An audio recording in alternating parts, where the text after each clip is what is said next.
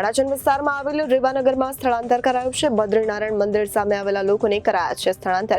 અડાજણ રેવાનગર સ્થળાંતર કરાયું છે, જેમાં 25 જેટલા પરિવારોને સ્થળાંતર કરવા પડ્યા હતા।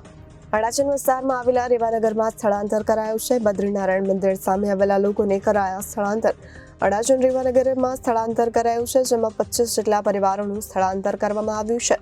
તાપી નદી કિનારે નીચાણવાળા વિસ્તારમાં રહેતા હતા લોકો મહાદેવનગર ખાતે આવેલ નગર પ્રાથમિક શાળા નંબર 88 ખાતે લોકોનું સ્થળાંતર કરવામાં આવ્યું હતું।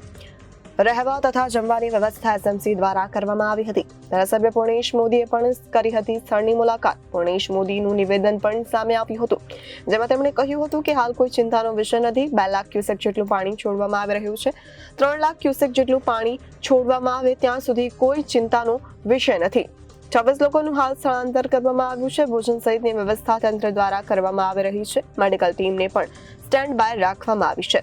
37 લાખથી વધુ ક્યુસેક પાણી છોડાય તો અડાજણમાં તાપી તટે આવેલ વિસ્તારો પ્રભાવિત થઈ શકે છે।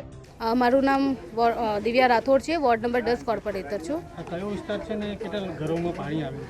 અડાજણનો રેવાનગર સ્લમ વિસ્તાર છે આ, અને અત્યારે 20 જેટલા ઘરોમાં પાણી ફરી વળેલ છે, કારણ કે એ બધા ઘરો એકદમ તાપી નદીના કિનારા પર છે। એટલે દર વર્ષની જેમ આ વર્ષે પણ આ સમસ્યા આવેલ છે।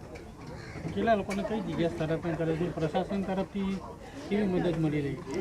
પ્રશાસન હર હંમેશની જેમ પોતાની કામગીરીમાં લાગી રહ્યું છે। જે દિવસે પહેલા દિવસથી જ્યારે યુકાઈ ડેમમાંથી 1.23 લાખ ક્યુએસ પાણી છોડવામાં આવેલા હતા, તે દિવસથી જ રાત્રિ દરમિયાન અહીંયા આગળ લોકોને જાણકારી આપવામાં આવી હતી।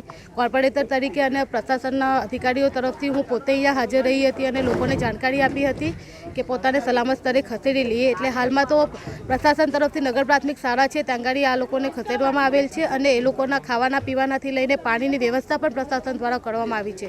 એટલે આ ક્ષેત્રે સુરત મહાનગરપાલિકાનું પ્રશાસન ખૂબ જ સરસ કામગીરી ભજવી રહ્યું છે। Bureau report Janadesh news, Surat.